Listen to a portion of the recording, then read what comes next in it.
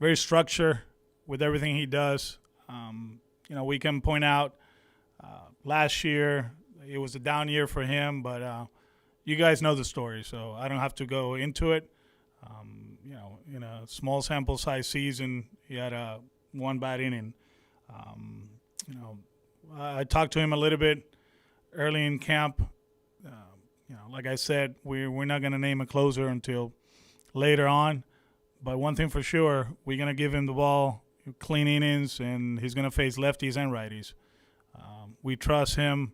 He's brought a lot to the clubhouse as far as communication, talking about pitch shapes and usage, and he's been great. With Adam, he's a very quiet individual, but when you get him going, talking about his family or pitching, he opens up, and it's a great conversation. And I've been saying all along, I'm more than happy to have him here. He's a guy that he hasn't closed a whole lot in his career.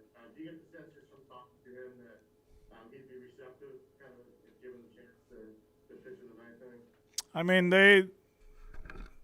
they both are. Barnesy hasn't had that much experience either, but he has to start at one point, right? That's how the great closers started, right? That they were relievers and then setup guys, and they then became closers. So we're very comfortable with both of them. It's not about a bad choice or a good choice. It's just a matter about structure and what we see around them too. It's going to mean a lot. So their stuff is different. One is a curveball, the other one's a slider. One is a four-seamer, the other one is a sinker, cutter. So we'll talk about it, but I'm comfortable with whoever in the ninth. It's just a matter, like I said, what's around and what we see, and we'll make a decision. So just kind of going off of that, is it more about like who else is going to be in the rest of your bullpen by the end of spring that will determine like who else is you have options for setup guys and things like that will determine who you could choose for closer? We'll take that into consideration. But like I said, I like structure. We lived it in 18. We lived it in 19, and it seems like having somebody in that ninth inning, it's comfortable. It's not that you need to do it, but for me as a manager, is different. And like I said, this is not about where the game is at now or big outs or this, you can be in the ninth inning and face the seventh, eighth, ninth hitter, or you can face the heart of the order, but you can face the heart of the order in the sixth or seventh. So people have to get people out. It's just the whole bouncing them from the eighth to the ninth to the sixth, facing the heart of the lineup all the time. We saw it. You guys saw it. Maybe other teams do it. Good for them, they feel strongly about that. That's how they feel. But we saw it firsthand, and I believe that structure is important. So it's more about that than anything else. Alex, you've mentioned on a couple of occasions that you want to bring Ottavino in for clean innings. How did you reach that conclusion? Given that he does have a history of coming in with kind of bases occupied situation. That's something I saw last year. And I feel like, I'm not the manager of the I'm not the manager of the Yankees. So they had their reasons to do that, and it worked, I guess. But I do believe that, there's a guy that we can use in clean innings. I'm not saying we're not going to bring him with traffic, but it's not going to be a one hitter thing. Like we will ask for more, and he knows it. And he's comfortable with it. Alex, what's your take been on Devers' defense so far of the camp? He's been okay. Yesterday, he doesn't make a play in the shift. He put himself in a bad position with his body, and he missed it. But he hasn't played that much either. But he's working on getting his feet under. His arm looks like he's fine. So I think it's too early to say that, we play what 5-7 games. I don't even know how many games, but it's too early to say that he's in a great position or he's regressing. He's doing his progression, and we're comfortable with the work he's putting in. Alex, any updates where Franchi is at this point? Another day. We're still waiting, and it's out of our hands. So, it's frustrating, but that's the way the process goes. So we just have to be patient with him. I know you've got Eduardo going tomorrow. Who's Friday? Do you know? Yeah, I do. Actually, I'm prepared for that one. We got Richards on Friday. We got Martin on Saturday, and Nate Sunday, and Pivetta Monday. So they're going 4 innings each. Are you basically kind of at a 5-day routine with them now? They are. Yeah. We got Andres too. So it's he's part of the equation, obviously, and Houck, both of them, they're going multiple innings. We're extending those guys, so we just got to be prepared with everybody. With Andres, do you see him as a multiple inning guy coming out of the bullpen, if that's where he is, or how do you think you could best use him? I mean, he can do it all. If we're gonna talk about versatility, he's our utility guy, right? In the pitching staff, we're treating him as a starter. Let's see what happens. From here to opening day. If he's not part of it, he's gonna be a guy that is gonna be very important. Giving us length, giving us 3 outs in certain situations. The fact that he can do it is good. He's willing to do it, which is more important. So we'll treat him like that. So. By my count, Staubach now has 6 straight strikeouts. Do you have to live with that? Who, Bobby? Yes. We will live with it. That's part of the package. We know that. But like I said, I'm not worried about that because throughout his career, he makes adjustments and the swing and miss rate goes down and the strikeouts go down. So we're betting on the player. Alex, I want to ask you about the leadership structure within the clubhouse. With the changes that have taken place, do you see this as kind of being Bogey's team at this point in time? Obviously, there are a lot of other leaders, but is this his group given what he's accomplished and what he means to the team? I don't want to say. It's hard for me to say that it's his team, but we made a big commitment a few years ago, right? And he has 2 World Series.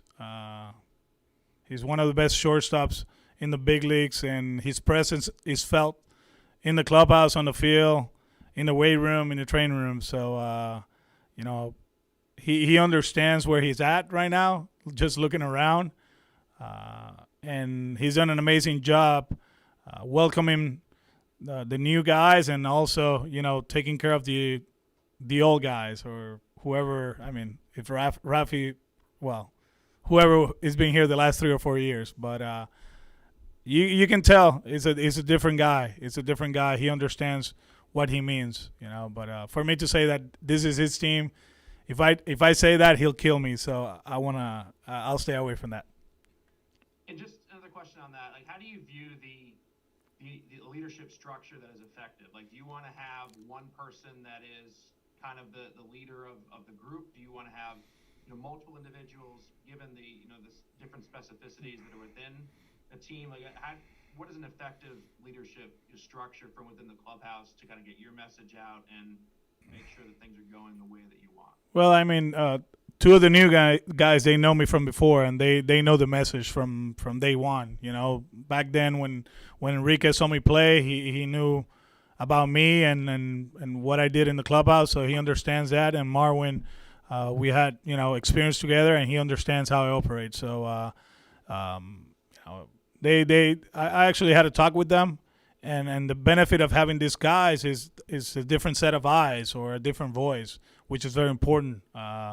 Like Adam too. Adam, he's done an amazing job communicating with pitchers, and he comes from an organization that they're used to winning, and that's good. And One thing for sure, in our clubhouse, you can have 15 years in the big leagues or 1 month in the big leagues.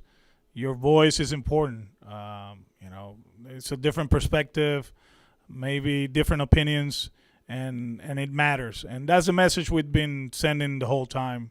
One of the things that Haim always says, just be a good teammate and communicate. And that's why I asked from our players. And so far, it's been refreshing to see these guys communicate and talk about different situations in the game. Not only the guys that were here, but the new guys. And that's important for us to keep moving forward. Alex, are there any updates on Xander? He's actually taking BP today. Again, no, actually, he's taking BP today. He didn't take BP yesterday. He's throwing up to 90, or he's regressing to 90.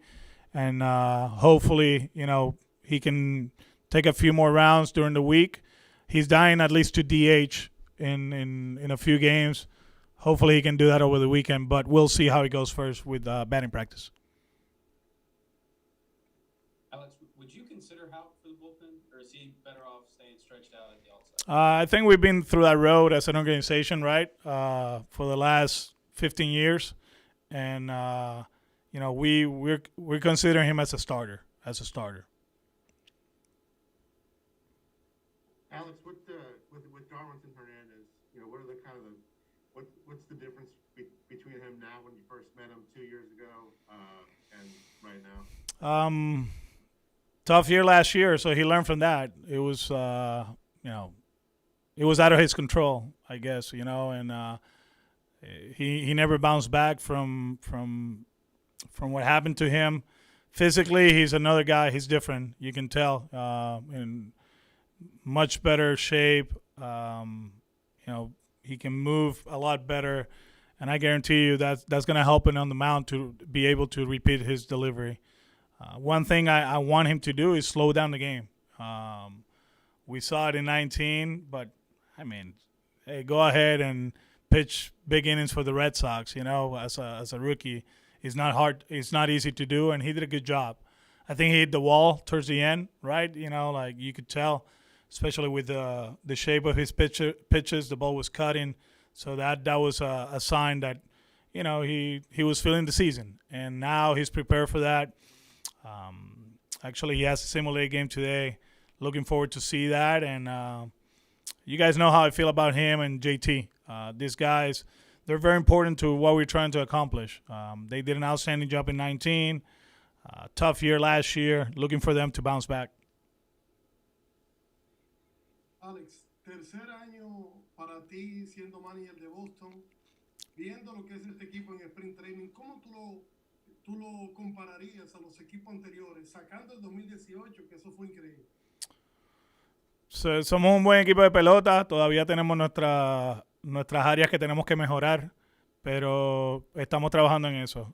Yo creo que somos más completos de lo que la gente piensa. Podemos hacer muchas cosas corriendo las bases, ofensivamente. La rotación es bastante sólida, el bullpen es bastante sólido. La defensa tenemos que mejorarla, pero yo creo que tenemos un buen equipo de pelota. No creo que sea justo compararlos con el 18 y el 19. Son rosters diferentes, situaciones diferentes, pero lo que esperamos de este equipo es ser sólido a través del año completo. En el caso de Rafael Devers, siempre tiene como un comienzo lento y luego como que pone sus números. ¿A qué tú atribuyes eso? De verdad que no sé. Son muchos los peloteros que lo hacen de esa manera. Hay otros que son al revés, ¿verdad? Que comienzan encendidos y terminan no muy bien. Me encantaría que pusiera una temporada completa ofensivamente y defensivamente, que desde el primer día sea el bateador que nosotros sabemos que él puede ser, y estamos trabajando en eso. Le vamos a dar muchos juegos ahora en Sprint Training para que trabaje en eso, para que trabaje en su ofensiva, y las expectativas son de que esté ready para abrir primero y hacer daño desde el principio. Alex, when you think back to 19, how dangerous a hitter was Santana? I know he got you guys for a grand slam.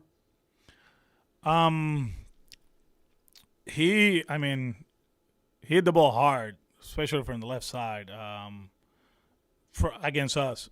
Just a complete player, but the fact that he runs too is very important to the equation, and he's a good athlete. He didn't. I mean, you look at the numbers and you're like, wow, that's eye opening. Obviously, play discipline is something that we will keep preaching to him. Talking to some people from the Rangers, he can get away from that. And when he doesn't do that, he's like everybody else. He struggles, but when he's disciplined in the zone, there's not too many swings and misses there. In the zone, he can hit the ball hard, and just looking forward to see him go out there and do his thing offensively. Physically, he looks a lot better than last year.